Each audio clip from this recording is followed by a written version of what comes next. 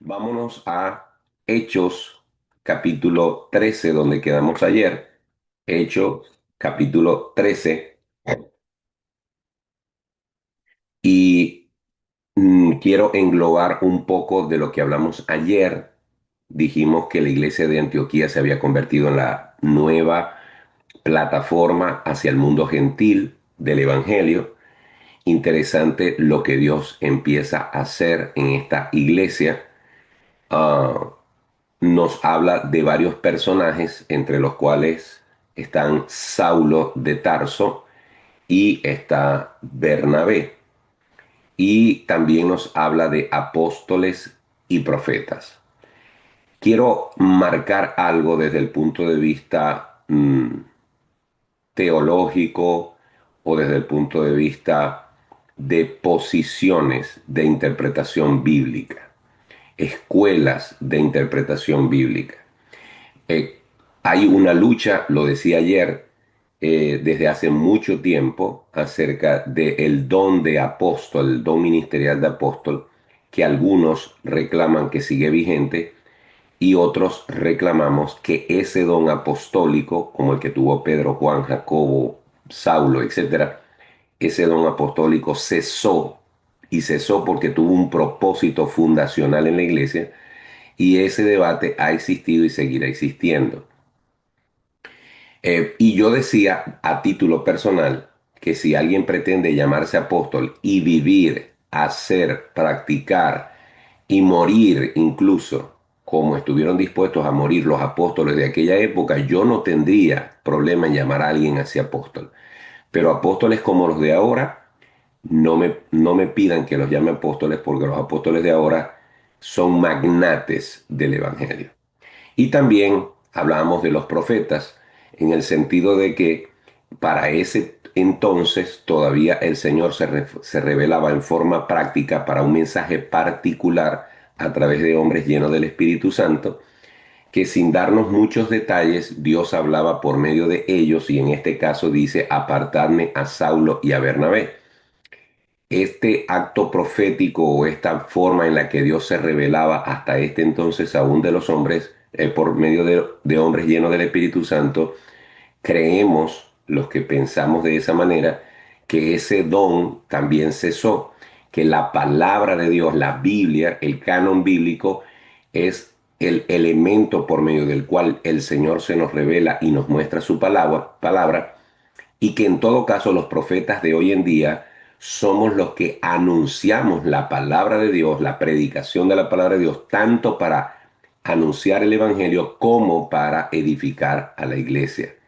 Estos actos agoréricos que estamos viendo en algunas iglesias donde un supuesto profeta se para a revelarle a cada quien su vida y a decirle que tienes tantos hijos, que tienes esto, que tienes aquello, y la gente se acumula frente a ese profeta que tiene la Biblia cerrada para que le dé un horóscopo evangélico, nosotros, o por lo menos yo no creo en ese tipo de profecía actual.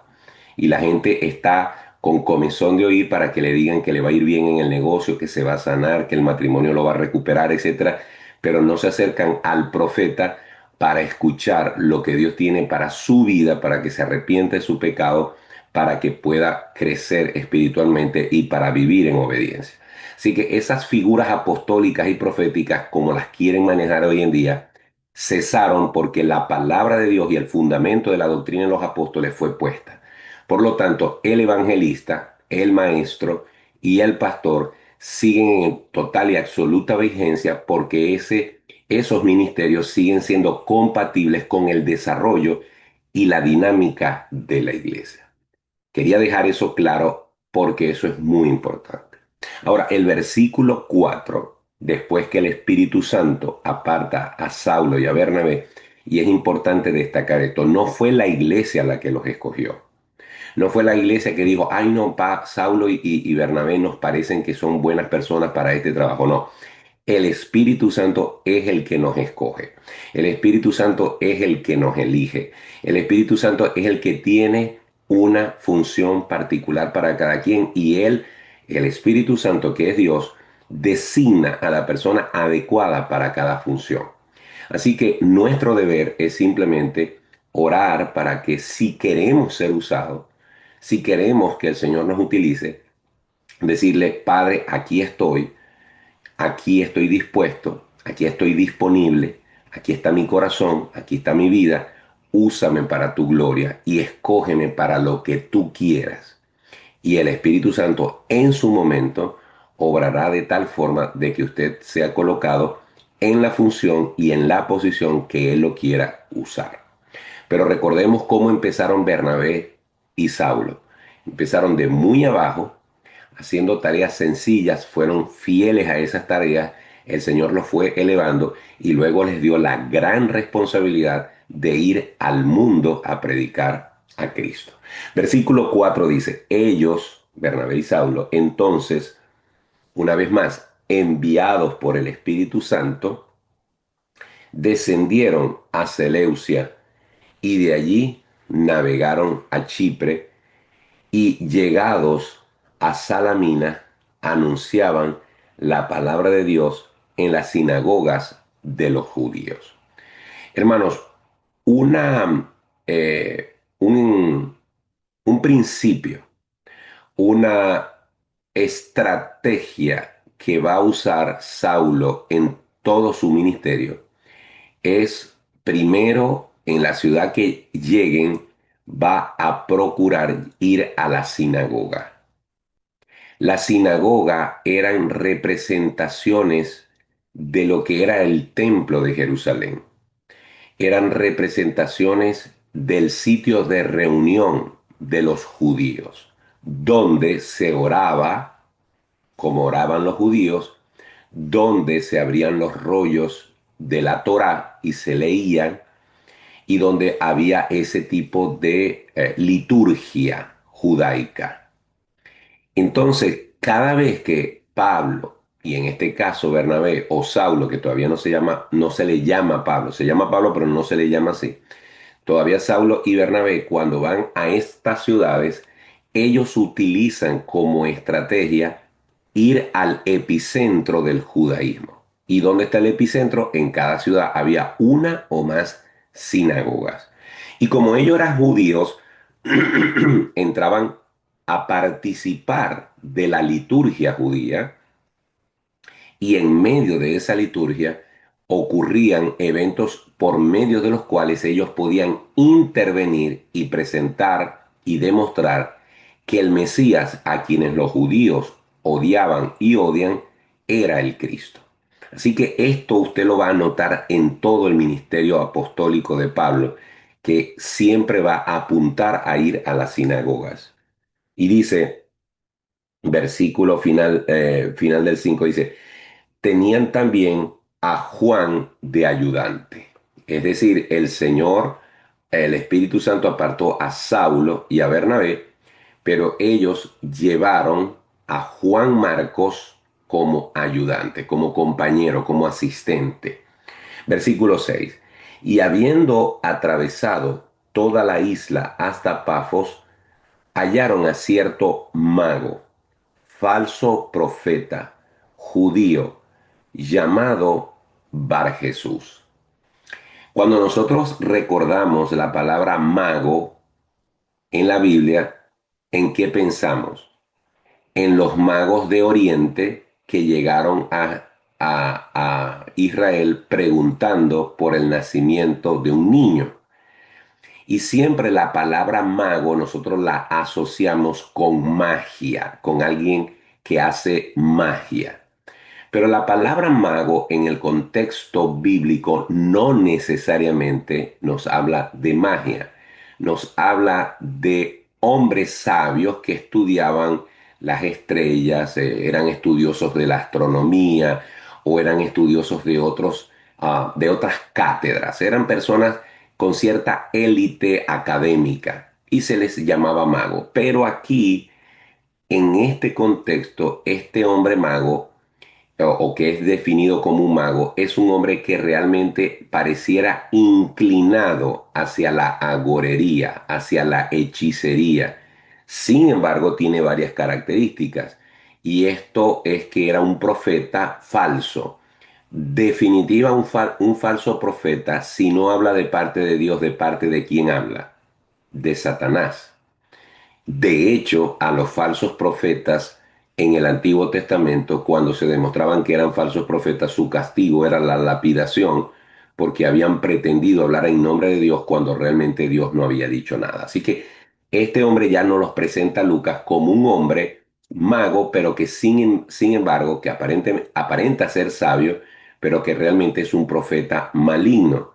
Sin embargo, era judío, es decir, tenía era nacido judío, practicaba el judaísmo y además de eso dice que se llamaba Bar Jesús.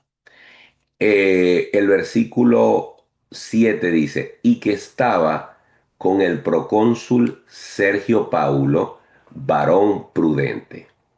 Este, llamando a Bernabé y Saulo, deseaba oír la palabra de Dios. Observemos que el procónsul Sergio Paulo, quien Lucas nos da su nombre completo, aparentemente tenía una inclinación. Dice que era un varón prudente. Era un hombre que tenía cierto deseo de conocer más de Dios. Tenía un corazón que quizás estaba inquiriendo acerca de lo que Saulo y Bernabé estaban predicando en la sinagoga. Y este procónsul los manda a llamar. Es interesante que los descubrimientos arqueológicos han demostrado con total y absoluta exactitud que este Sergio Paulo realmente existió, vivió, dándole veracidad extrabíblica a lo que Lucas nos está contando. Es importante recordar que todo lo que Lucas, la cronología que él está haciendo, en muchos versículos vamos a ver puntos que nos permiten conectar esa historia con señales arqueológicas que corroboran que cada cosa que fue narrada en el libro de los Hechos tiene veracidad histórica comprobable fuera de la Biblia. Y eso lo único que hace es darle más fuerza al contenido bíblico. Así que este Sergio Paulo fue realmente un hombre que existió y que aparece en registros extrabíblicos que demuestran que vivió para esa época y tuvo ese cargo. Lo cierto es que él manda llamar a Saulo y a Bernabé para que les hable, pero nuestro querido amigo Bar Jesús, que también se le conocía como Elimas, dice el versículo 8, pero le resistía Elimas, el mago, pues así se traduce su nombre, procurando apartar de la fe al procónsul. Decía John MacArthur en el libro en el que me estoy apoyando para preparar estas disertaciones, que una de las cosas que debemos tomar en cuenta cuando nosotros vayamos a predicar a Cristo es que Satanás se va a encargar de preparar a la persona que va a recibir el mensaje para distraerlo, para confundirlo, para desanimarlo, para entorpecer que escuche la verdad. Y aquí se nos queda de una forma muy manifiesta que un hombre impío que siente curiosidad o atractivo por el Evangelio, que manda a llamar a los predicadores para que le hablen más de ese mensaje, Satanás no quiere perder a esta persona. Satanás no quiere que se le salga de su inventario esta alma del procónsul y utiliza a uno de sus siervos, este falso profeta, este mago, este Elimas, lo quiere usar para poner tropiezo, para entorpecer lo que Dios quiere hacer en la vida del procónsul.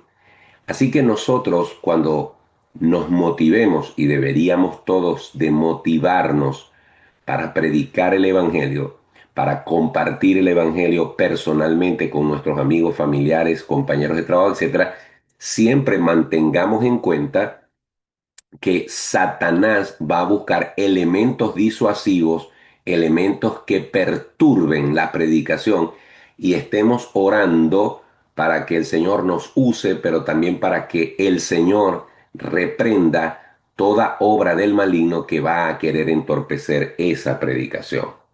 Versículo 9.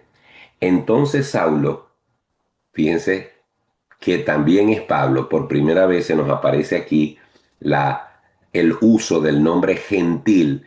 Fíjense que el nombre gentil de Saulo, que es Pablo, aparece en escena cuando ya le empieza a ministrar oficialmente en el mundo gentil. Dice entonces Saulo, que también es Pablo, lleno del Espíritu Santo,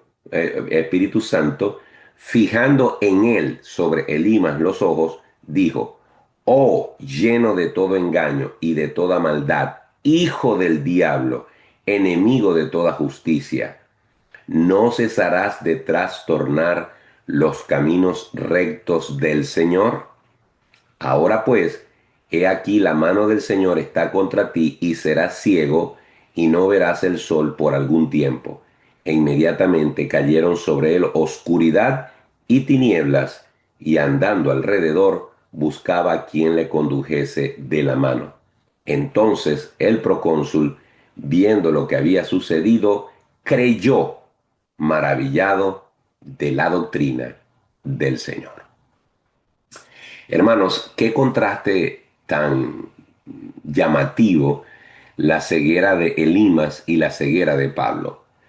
Pablo era un perseguidor de la iglesia, como decía en mi sermón del domingo, un hombre sinceramente equivocado, un hombre convencido de que estaba haciendo algo agradable para Dios y Dios lo convenció de que estaba haciendo algo terrible y lo tumbó, lo derribó, lo llamó y le dio una ceguera temporal, como también se la dio Elimas.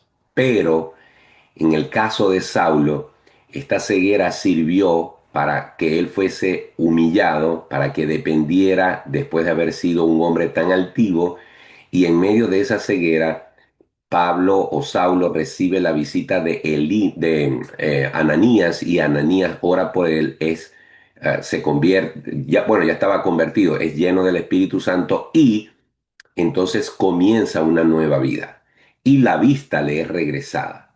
En el caso de este hombre, Elimas o Bar Jesús, era un hombre que servía a los propósitos de Satanás. Y en el espíritu, el apóstol Pablo puede verificar lo que había en su corazón, conocía su trayectoria, conocía sus intenciones, lo reprende y la ceguera de Elimas, que aparentemente también es temporal, porque así lo dice Pablo, vas a estar ciego por un tiempo, es para mostrarle, en este caso a Elimas, el costo que significa entorpecer la predicación del Evangelio, el costo de lo que significa ser enemigo del Evangelio. Y nosotros debemos estar claros de que el Señor abrirá puertas derribando todo argumento que se levante en contra de la palabra de Dios. Y como consecuencia de la manifestación de Dios en este hombre que queda en estas condiciones, como consecuencia de la reprensión que le hizo Pablo y como consecuencia del camino abierto para que Pablo y Bernabé puedan hablar con el procónsul acerca del Señor, este hombre creyó. ¿Y cómo sabemos que ellos pudieron finalmente hablar con el procónsul? Por la forma en la que termina el versículo 12. Porque dice que el procónsul creyó, pero dice maravillado de la doctrina del Señor. Hermanos, para que alguien se convierta a Jesucristo, para que alguien crea en su corazón el mensaje del Evangelio, de alguna manera tiene que escuchar la doctrina del Señor Jesús, la cual es muy sencilla pero vital. Tú eres un pecador, estás perdido en tus delitos y pecados, no te toca otra cosa sino el infierno, estás condenado, estás profundamente sin esperanza. Dios te amó, Dios te escogió, Dios te entregó a su Hijo Jesús en la cruz para que Él pudiera pagar por tu pecado que te condena. Y si tú crees, si tú aceptas, si tú renuncias a toda posibilidad de ser salvo por tus propios méritos y pones tu fe en lo que Dios hizo por ti y vives para eso, confiesas eso, crees eso en tu mente, en tu alma, en tu corazón, y esa es tu fe, la doctrina del Señor reina en tu corazón y es tu convicción de vida, tú tienes vida eterna. Y el texto nos muestra que el procónsul creyó esta verdad. Esa es la esencia del Evangelio y ese es el fin último de la predicación, que las personas puedan creer en Jesucristo. Son las 6:33 y no quisiera despedirme sin dejar que alguien nos diga algo de lo que ha aprendido hasta hoy del capítulo 13 de Hechos. ¿Algún comentario, alguna pregunta?